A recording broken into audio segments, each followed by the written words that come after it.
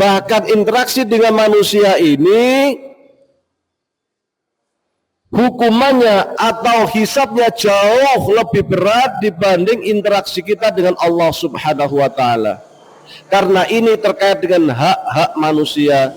Seumpama ada orang mau sholat duhur, Allahu Akbar, waktunya sholat duhur tiba, baru mau sampai masjid, di depan masjid ada kecelakaan, maka dia wajib mendahulukan menolong hamba ini, meskipun dia harus sibuk ke sana kemari, bawa ke rumah sakit dan lain sebagainya. Ternyata waktu duhur habis sampai waktu asar, sholat bisa dia qadha di waktu asar karena kesibukan dia menolong orang. Kalau kemudian dia itu lihat orang kecelakaan, entar dulu tak sholat sih, sholat jamaah bacanya suratnya doa, habis sholat lihat orang yang kecelakaan meninggal, dosa dia, dosa karena melalaikan hak hamba. Maka hak hamba ini berat sekali. Apapun terkait hak hamba ini berat, apalagi terkait dengan utang piutang. Bismillahirrahmanirrahim. Assalamualaikum warahmatullahi wabarakatuh. Alhamdulillahi rabbil alamin. Alhamdulillahilladzi ja'alana ummatan muhammadiyatan, ummatan wasata, linakuna syuhada minan nasi yawmal qiyamah, walladzi an'amana bi ni'matil imani wal islami wal ukhuwah was salamah wal karamah, wa amarana bitamasuk bi kitabillahi wa sunnati rasulillah, wa awjaba alaina al-amra bil ma'rufi wan nahyi 'anil munkar, wa asyhadu an la ilaha illallah wahdahu la syarika lah, lahul mulku wa lahul hamdu yuhyi wa yumitu wa huwa ala kulli syai'in qadir, wa asyhadu anna muhammadan 'abduhu wa rasuluhu alladzi qad ballagha risalahu wa adda al-amanah wa kashafa al-ghummah wa jahada fillahi haqqa jihadih hatta atahul yaqin. Allahumma salli ala sayyidina wa habibina wa syafiina Muhammad sallallahu alaihi wasallam wa ala alihi wa sahbihi wa tabi'in wa tabi'ihi tabi'in wa man tabi'ahum bi ihsanin ila yaumiddin, amma ba'du. Jamaah sekalian yang kami hormati, puji syukur kehadirat Allah Subhanahu wa taala. Pada pagi hari ini kita sama-sama dapat berkumpul bermajelis thalabul ilmi, mudah-mudahan mendapatkan barakah dari Allah Subhanahu wa taala. Salawat berserta salam semoga tetap tercurahkan kepada junjungan kita Nabi Agung Muhammad sallallahu alaihi wasallam. Jamaah sekalian yang kami hormati, melanjutkan tema kita terkait dengan kitab Ayyuhal Walad karya Imam Al-Ghazali. Halaman sudah sampai halaman berapa? 5. Oh, masih 5 ya? Wa ma taqulu fi hadzal hadis, benar? Wa ma taqulu, iya benar. Yang bawa kitabnya harap dibuka. Wama dan bagaimana. Oh, atasnya lagi. Walau korokta.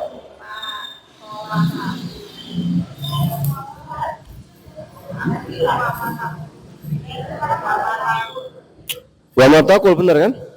Iya. Wa ma taqulu fi hadzal hadits, wa ma dan bagaimana,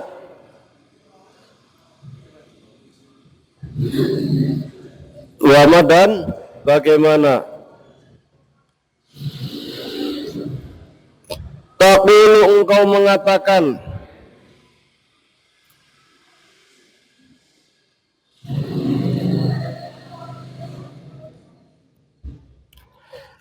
fi hadzal hadis, dalam hadis ini.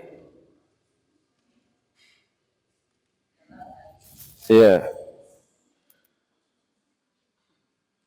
Dalam hadis ini, bunia dibangun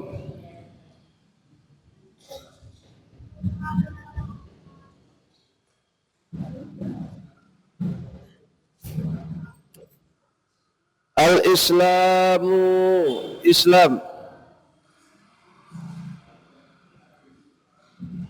ala khamsin, atas 5 hal.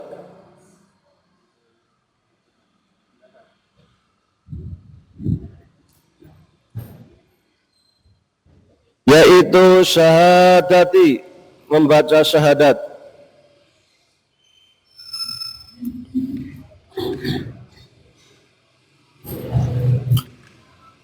alla ilaha, tidak ada Tuhan, illallah, kecuali Allah,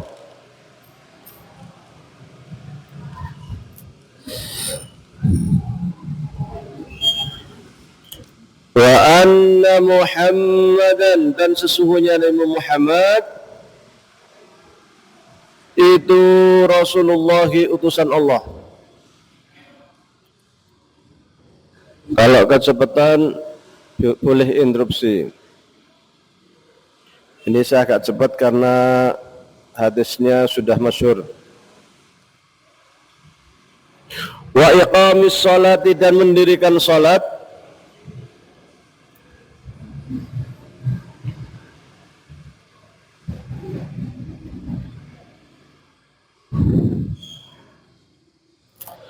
wa ita'iz zakati, dan membayar zakat,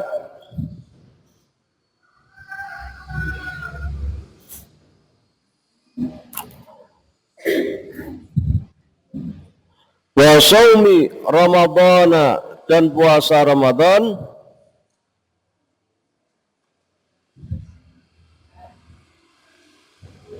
wa hajjil baiti, dan haji ke Baitullah,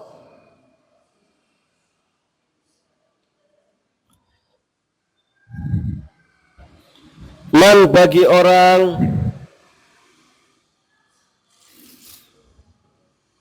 man, bagi orang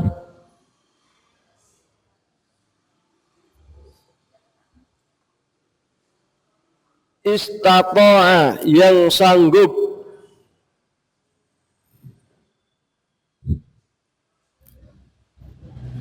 yang sanggup, ilaihi, ke Baitullah,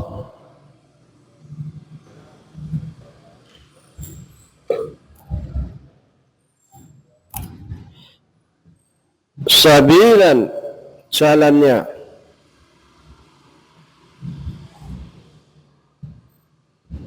sabilan, jalannya,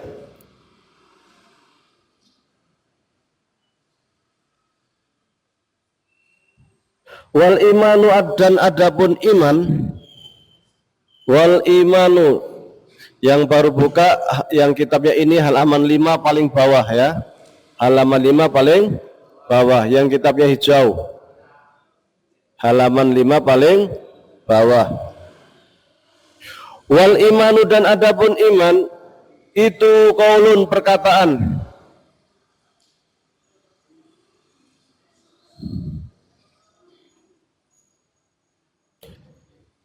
bil lisani, dengan lisan,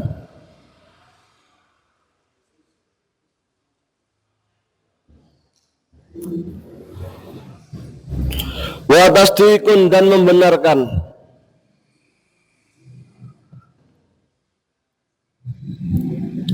wa tasdiqun, dan membenarkan,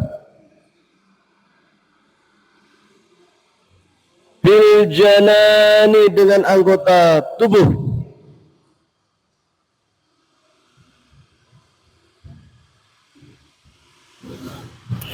wa amalun,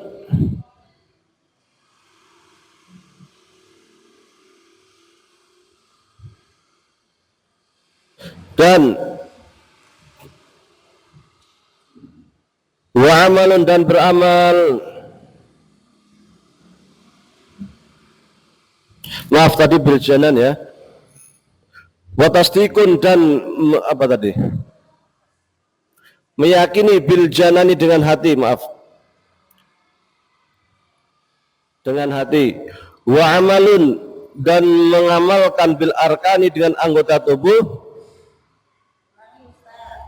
Ya, saya ulang dari awal. Wal imanu dan adapun iman dari awal. Itu qaulun perkataan bil lisani dengan lisan. Wa tasdiqun dan membenarkan bil janani dengan hati. Wa amalun dan mengamalkan bil arkani dengan anggota tubuh.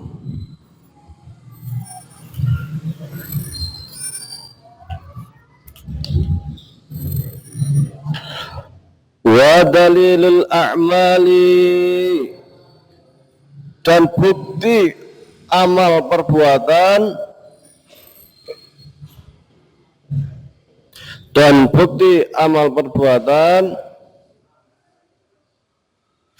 itu aksaru sangat banyak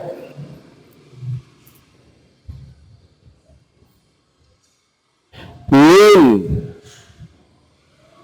ayyuhsad min dari untuk dihitung, lebih banyak untuk sekedar dihitung.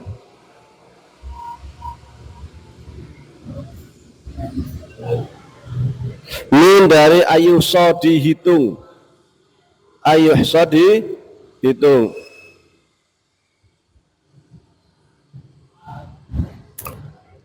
Wa in kanal abdu meskipun seorang hamba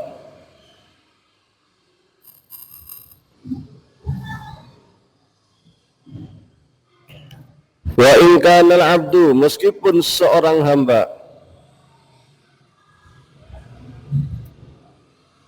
ya balughul jannata sampai ke surga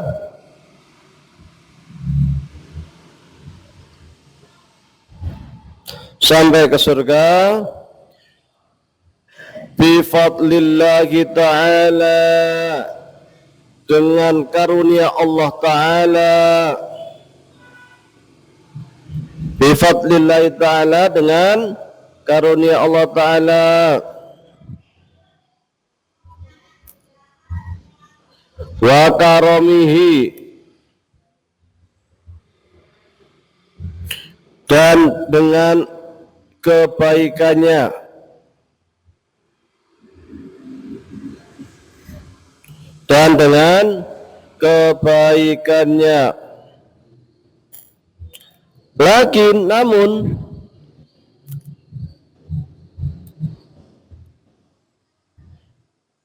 namun ba'da ayyasta'idda setelah ia menyiapkan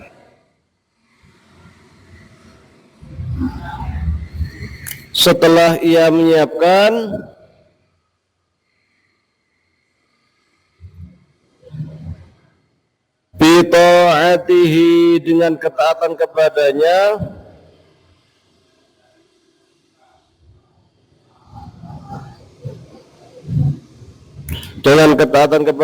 wa ibadatihi dan beribadah kepadanya. Nah, sedikit lagi saya terangkan. Li'anna dikarenakan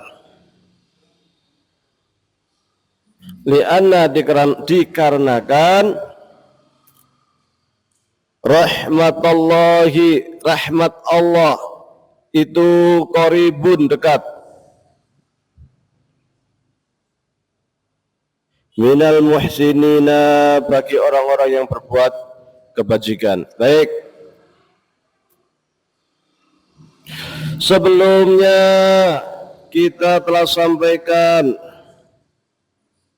bahwasanya hal terpenting di dalam kehidupan seorang muslim itu adalah beramal, melaksanakan apa yang kita pelajari. Maka kemudian kita baca hadis ini, buniyal islamu ala khamsin, bahwasanya Islam itu dibangun atas 5 hal. Apa itu? Bersyahadat, asyhadu an la ilaha illallah wa asyhadu anna Muhammadan Rasulullah. Kemudian melaksanakan sholat, membayar zakat, puasa Ramadan, haji. Hal-hal ini terkait dengan amal perbuatan. Paham ahlu sunnah wal jamaah menyatakan bahwa mereka yang meninggalkan amal-amal perbuatan seperti dalam hadis ini, yang pertama, jika ia meninggalkan karena ingkar, maka dia kafir. Jadi kalau orang ditanya kenapa kamu nggak sholat, sholat nggak wajib, kafir.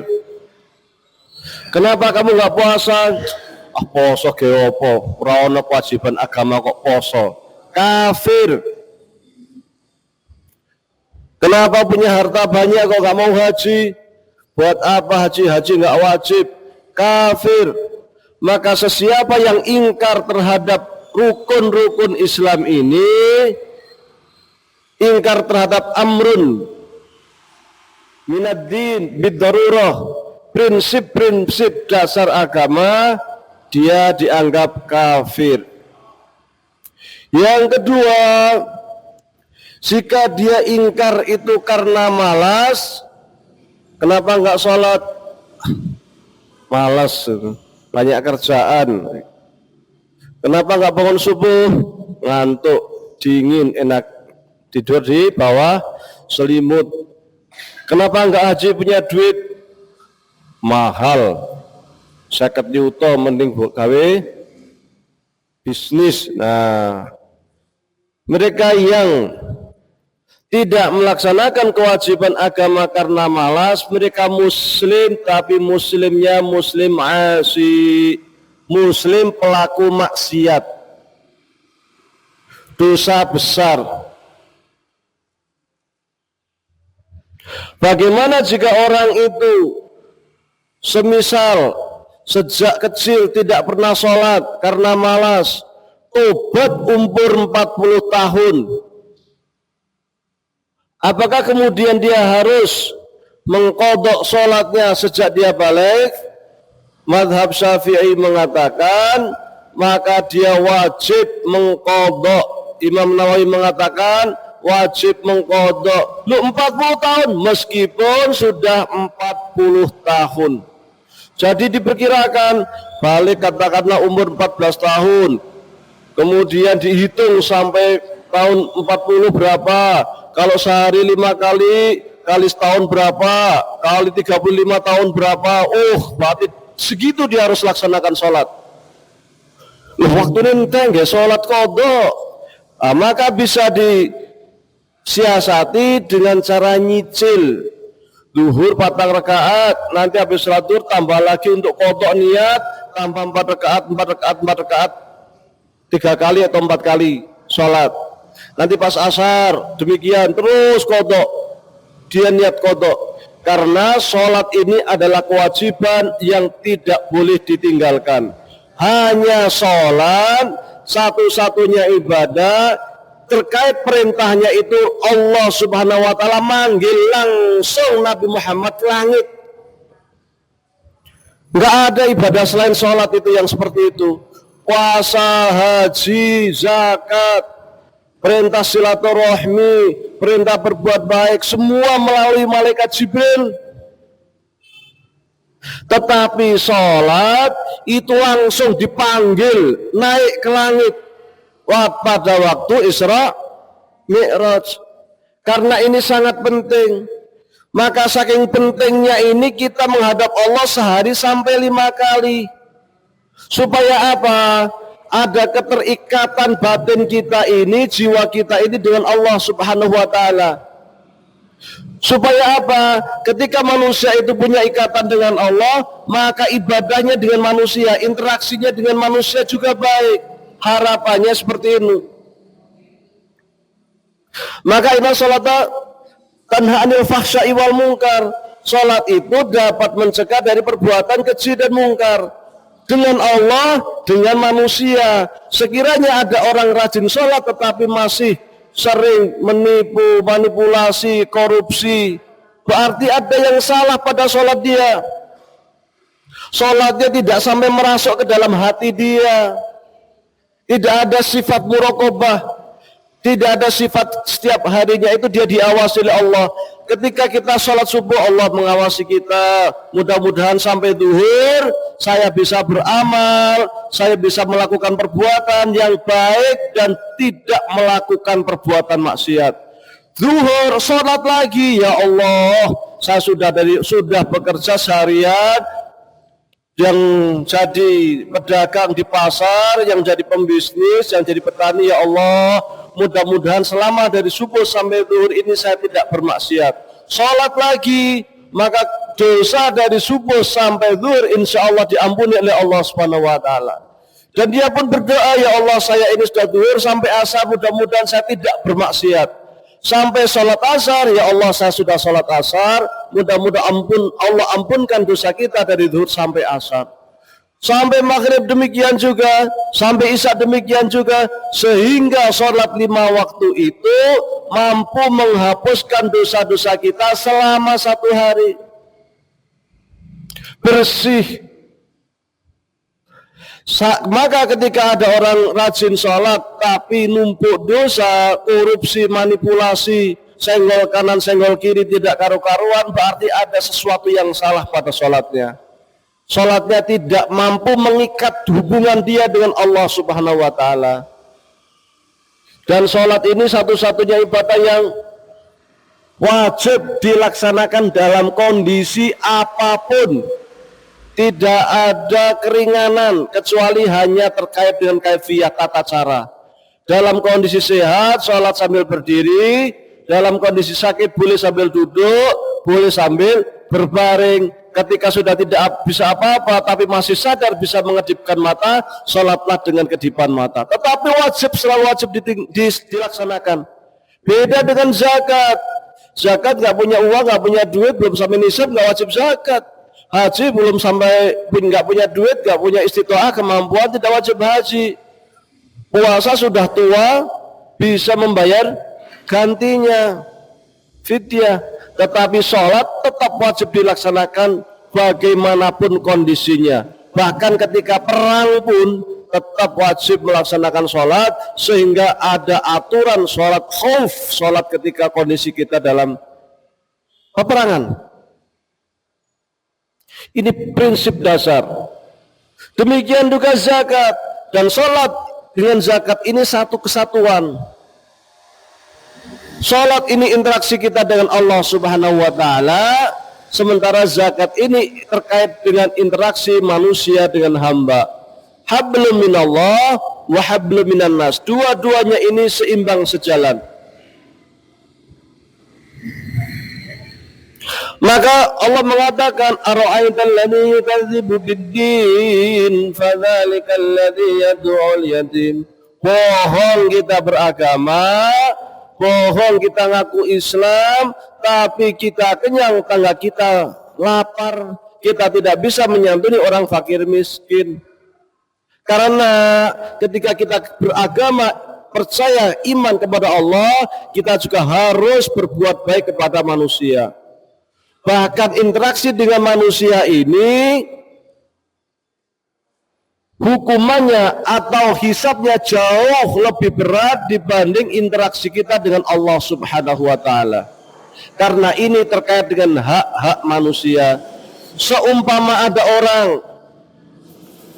mau sholat duhur, mau sholat duhur, Allahu Akbar, Allahu Akbar, waktunya sholat duhur tiba, baru mau sampai masjid, di depan masjid ada kecelakaan, maka dia wajib mendahulukan menolong hamba ini, meskipun dia harus sibuk kesana kemari, bawa ke rumah sakit dan lain sebagainya.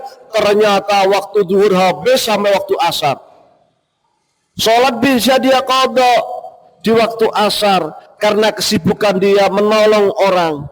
Kalau kemudian dia itu lihat orang kecelakaan, entar dulu tak sholat sih, Sholat jamaah bacanya suratnya doa, habis sholat lihat orang yang silakan meninggal. Dosa dia. Dosa karena melalaikan hak hamba. Maka hak hamba ini berat sekali. Apapun terkait hak hamba ini berat. Apalagi terkait dengan utang, piutang, terkait dengan pinjam meminjam, merusak barang orang lain. Ini sangat berat. Rasul sendiri dulu ketika ada sahabatnya yang meninggal dunia, selalu menyatakan, menanyakan, wahai sahabat, apakah si fulan ini punya hutang? Kalau tidak, Rasul akan segera menyolati, mengurus jenazahnya. Tetapi ketika anak ini atau sahabat ini punya hutang, Rasul akan bertanya kepada sahabat, wahai sahabat, adakah dari kalian yang mau menjamin membayarkan hutang sahabat ini? Maka sahabat biasanya akan berlomba-lomba, karena sahabat itu ithar, suka mendahulukan orang lain, tidak ingin sahabatnya masuk neraka. Saya ya Rasulullah, sudah kalau sudah ada yang menjamin untuk membayarkan hutangnya sahabat, Rasul akan sholat jenazah, jadi imam sholat jenazah. Tetapi kalau tidak ada, Rasul akan mengatakan silakan sholati, saya tidak nyolatin. Saking pentingnya, ngerinya hubungan antar sesama manusia, maka Rasul sendiri mengatakan bahwasanya almar'u mu'allaqun bidaini, seseorang itu bergantung, terkatung-katung dengan hutangnya. Amal perbuatannya banyak tapi belum bayar hutang, orang yang mlebu swarga. Bahkan dalam hadis lain dikatakan walladzi nafsi Muhammad biyadihi law anna rajulan qutila fi sabilillah thumma uhya thumma qutila thumma uhya thumma qutila 3 kali.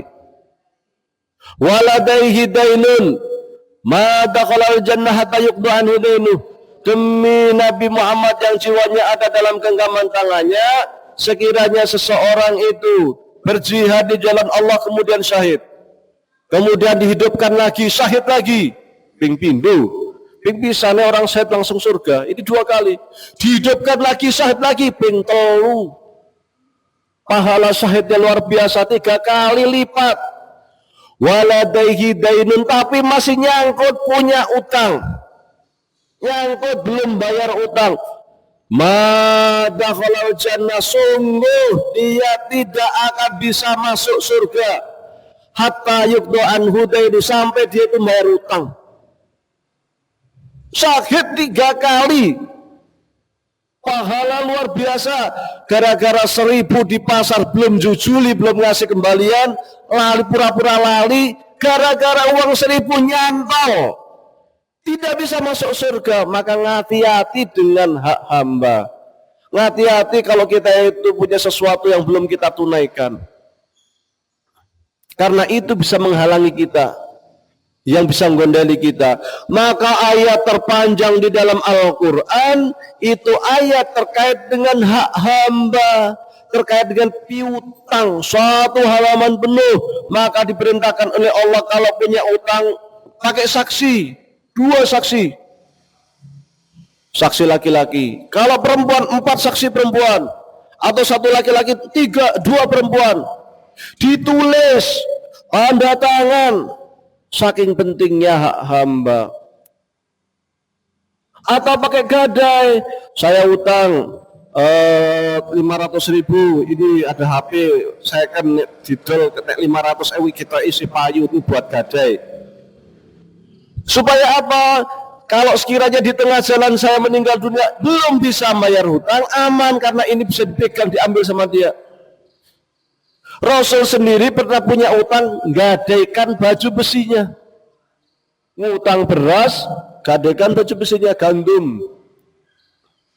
Maka ketika ada bank, kemudian itu ketika kita pinjam di bank, kemudian ada di uang jaminan, sertifikat rumah atau sertifikat tanah, itu sudah sesuai dengan syariat Islam. Ketika orang Islam bayar utang, kemudian disita rumah kita, disita tanah kita, sudah sesuai dengan syariat Islam. Bukan, wah bang dolim temen, rumah saya kok disita. Enggak, ini terkait dengan hak hamba, utang piutang, memang begitu peraturannya. Jadi hati-hati. Terkait hak hamba itu ada dua macam.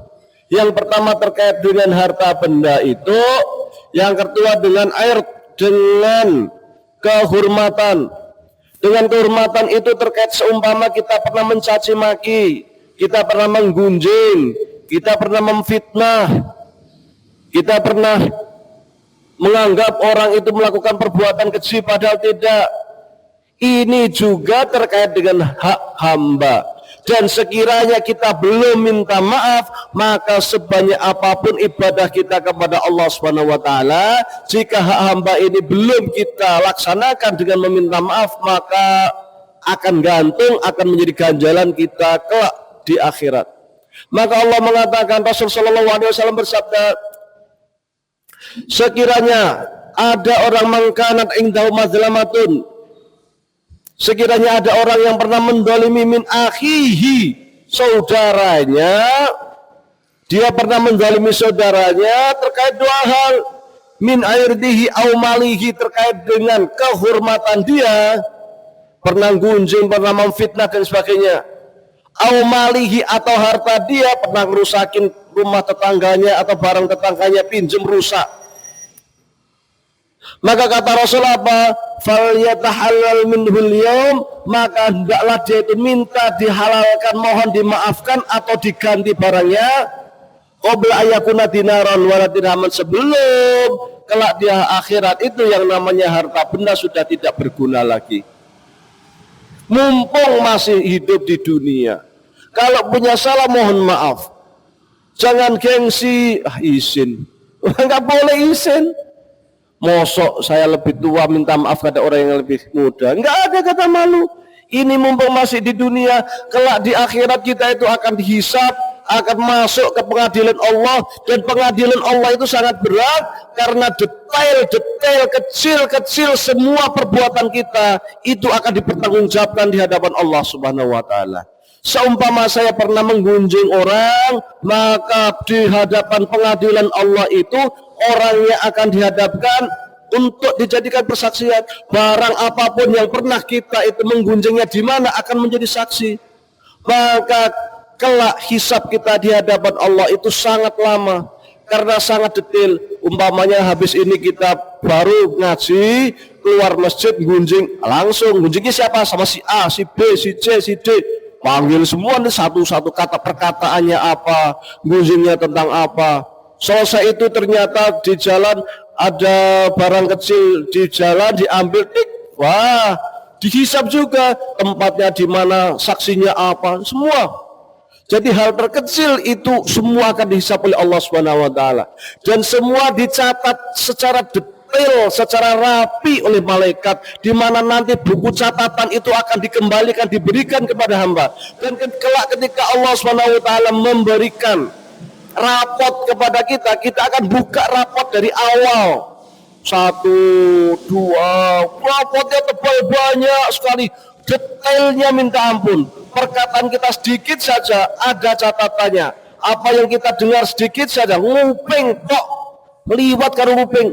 Oh, kae jarene tuku motor anyar, duit wis kondi. Ade nguping. Oh, iya ya kok di motor anyar, perasaan kerjane ngono-ngono tok, duit wis kondi. Sudah ditulis oleh malaikat. Maka ketika kelak kita membaca rapot kita, semua manusia kelak akan kaget. Mali hadzal kitab la yughadiru shaghiratan wala kabiratan illa ahsah, kata Allah. Orang itu akan mengatakan, ini rapot apa ini? Ini buku catatan apa ini? La yughadiru shaghiratan wala kabiratan. Perkara kecil-kecil banget sampai perkara sebesar-besar banget ada tertulis rapi. Illa asah, dihitung semua oleh Allah detail. Ini kesalahannya segini, pahala dosanya segini, pernah melakukan perbuatan baik ini, pahalanya segini, ditulis semua rapi. Baru nanti kita disidang dengan membawa rapot. Sidang rapot kita di hadapan Allah. Buka rapot 1 halaman pertama. Ini di sini pernah melakukan ini sambil gini. Mulut kita dikunci, kita nggak bisa ngomong.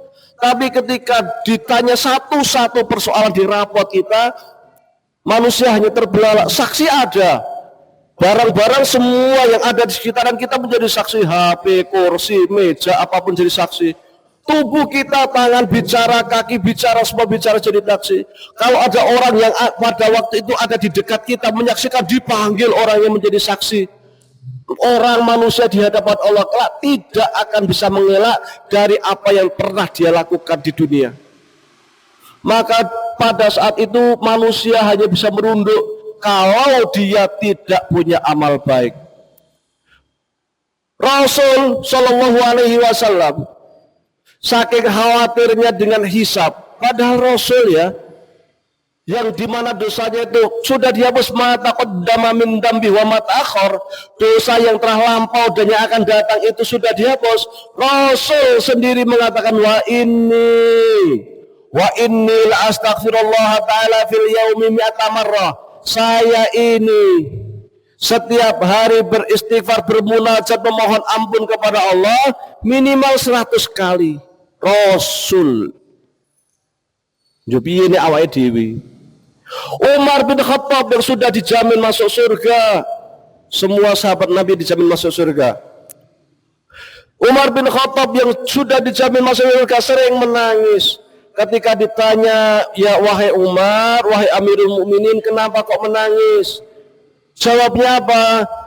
Umar mengatakan, sekiranya di seluruh dunia ini, semua manusia di dunia ini semua masuk surga kecuali satu, saya khawatir, saya takut satu orang yang tidak masuk surga itu Umar.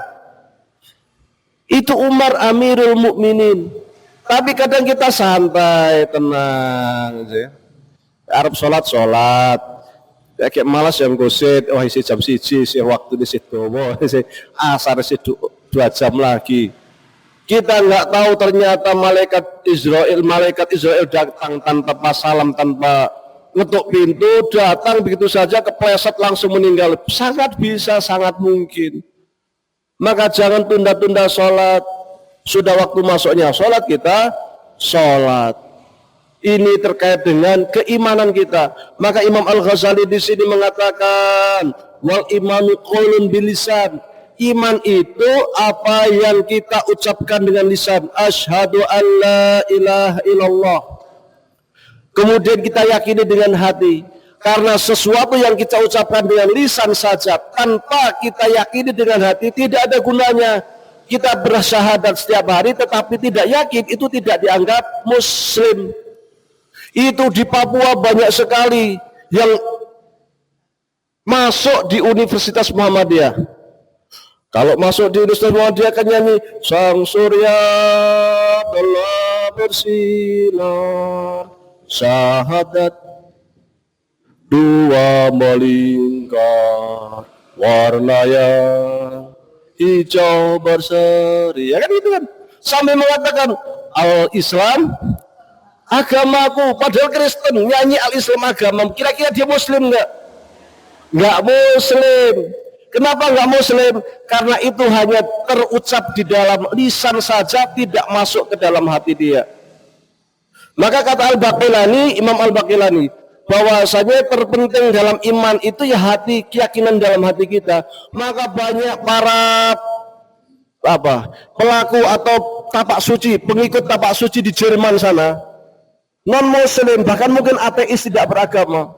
Tapak suci kalau sebelum latihan asyhadu alla ilaha illallah wa asyhadu anna muhammadar rasulullah, bersyahadat. Mereka bersyahadat juga. Yang ateis, yang non muslim ikut bersyahadat juga. Apakah mereka muslim? Tidak, karena syahadatnya hanya di dalam lisan. Maka harus ada yang kedua. Apa itu? Keyakinan di dalam hati kita. Namun keyakinan saja juga tidak cukup, harus juga diucapkan dengan lisan.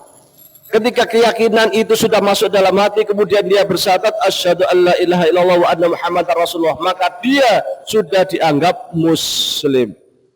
Ketika seseorang itu sudah dianggap muslim, berarti dia sudah punya kewajiban untuk melaksanakan seluruh kewajiban agama. Sudah wajib sholat, sudah wajib puasa. Kalau hartanya sudah sesuai, sudah sampai nisab haul, maka dia wajib mengeluarkan zakatnya karena dia sudah yakin, sudah bersyahadat. Dulu pada masa Rasulullah Shallallahu Alaihi Wasallam ada orang yang puasa, ada orang yang sholat, tetapi mereka ini ternyata tidak dianggap muslim mukmin karena puasanya, sholatnya itu ternyata hanya tipu-tipu. Mereka inilah yang disebut dengan orang-orang munafik. Mereka sangat membenci Rasulullah, sangat benci umat Islam, tapi takut jika dia itu tidak masuk Islam, maka pura-pura masuk Islam tetapi bersekutu dengan orang-orang kafir Quraisy untuk menghancurkan kaum muslimin dari dalam. Di antara dedengkotnya orang munafik ini adalah Abdullah bin Ubay bin Salul, Rasul munafikin. Dan orang munafik ini kelak ketika dia itu pura-pura Islam tetapi berusaha menghancurkan Islam dari dalam, maka dia kelak itu fi darkil asfali minan nar.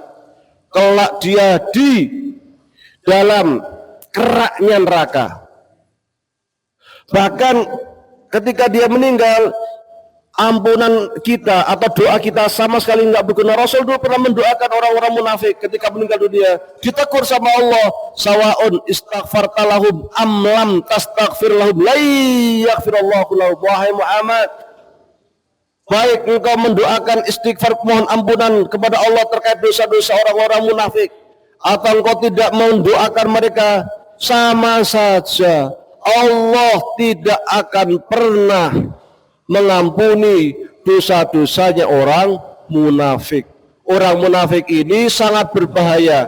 Mereka ini adalah para pengkhianat agama, pura-pura Islam tetapi sering mencerca Islam, tidak membela Islam, menghina Islam, merendahkan Islam, bahkan menjadikan Islam ini hanya sekedar sebagai tameng dan dagangan belaka. Ini maka Imam Al-Baqillani jelas, iman itu bilisan, kemudian apa?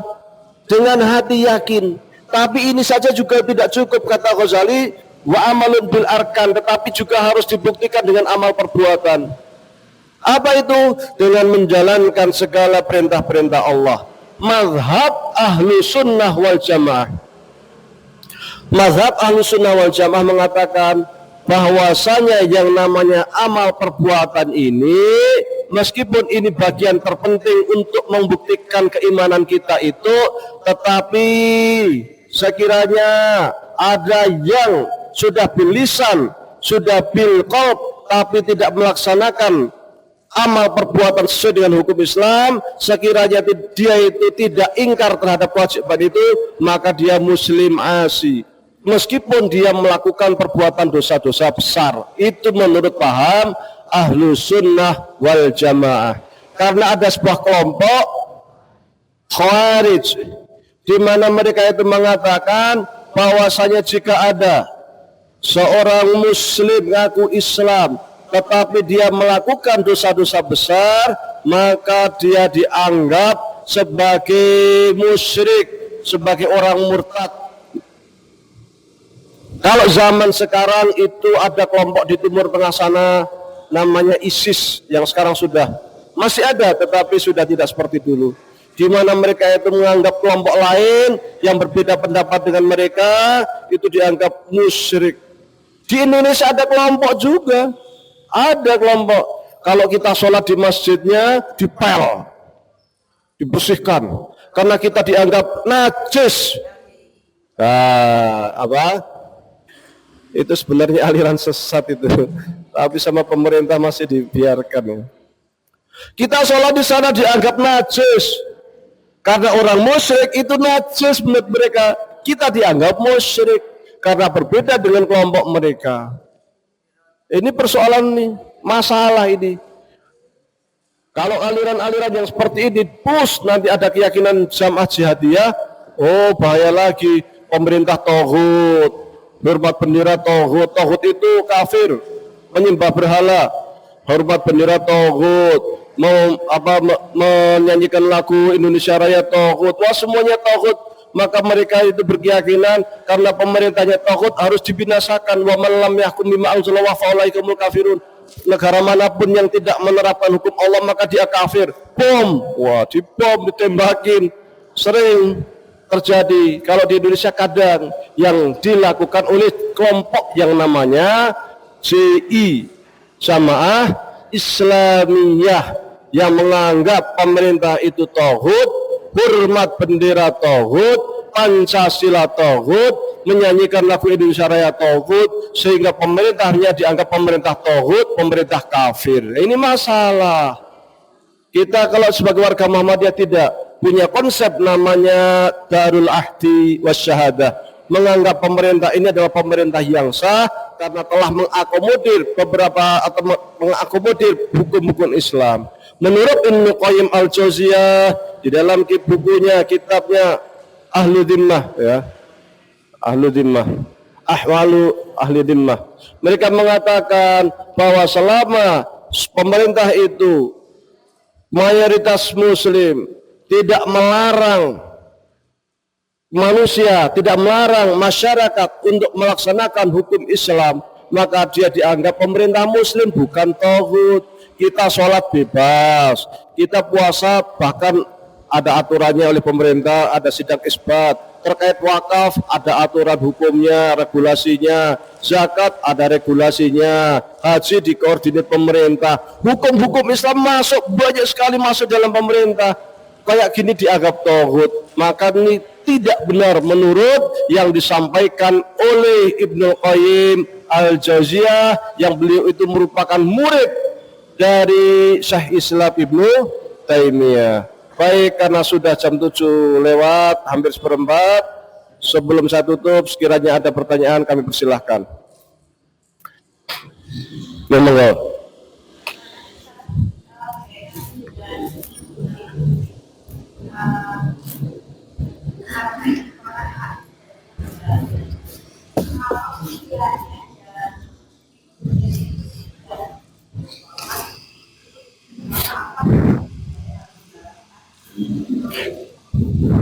Banyak beristighfar, dan kita berdoa kepada Allah, mudah-mudahan dengan istighfar saya ini Allah ampunkan dosanya, sehingga ketika kelak di akhirat, ketika dipertemukan dengan orang yang kita gunjing itu, kita bisa menjawab, saya itu ingin minta maaf tapi tobat saya telat, keburu yang digunjing meninggal duluan, maka waktu itu saya banyak beristighfar. Mudah-mudahan dengan banyaknya istighfar itu bisa menjadi salah satu sarana Allah mengampuni dosa kita atau menjadi hujah bagi kita kalau di akhirat. Wallahu a'lam.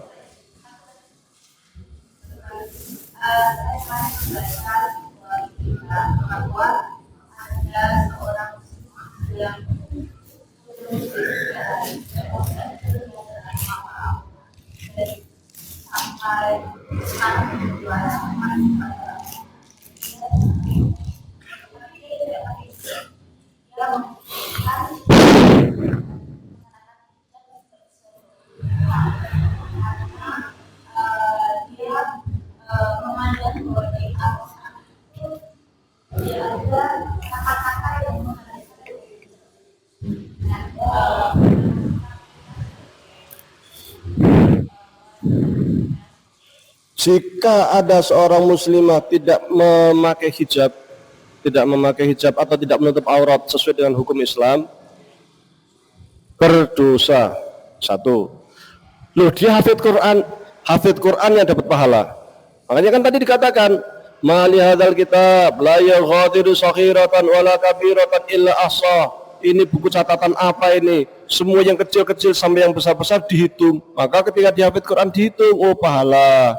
Dia sholat dihitung, oh pahala. Dia zakat dihitung, oh pahala. Dia tidak pakai hijab, tidak menutup aurat, dihitung juga. Loh, yang ini dosanya. Kan gitu. Bagaimana langkah kita? Ya, kewajiban kita kan hanya menyampaikan. Menyampaikan saja. Berdakwah itu sifatnya akan menyampaikan. Rasul pun tidak bisa membuat pamannya Abu Thalib untuk masuk Islam. Padahal sangat dekat.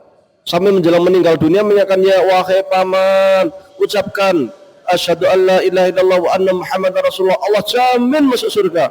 Sambil nangis-nangis memohon kepada pamannya, karena pamannya ini yang dari awal membela Rasul sallallahu alaihi wasallam, membela mati-matian. Tapi enggak Islam. Sampai memohon-mohon, tapi nggak bisa masuk Islam juga, karena tugas Nabi itu illal balagh, hanya menyampaikan. Nabi Lut bahkan istri anaknya pun tidak bisa masuk Islam, sampai sedih, sampai nangis-nangis ketika melihat mereka tenggelam. Tapi itulah tugas manusia, hanya menyampaikan. Kalau dia pilihannya seperti itu, ya sudah, yang penting kita sudah menyampaikan, kita sudah bariun, sudah lepas tangan di hadapan Allah Subhanahu wa taala. Wallahu a'lam.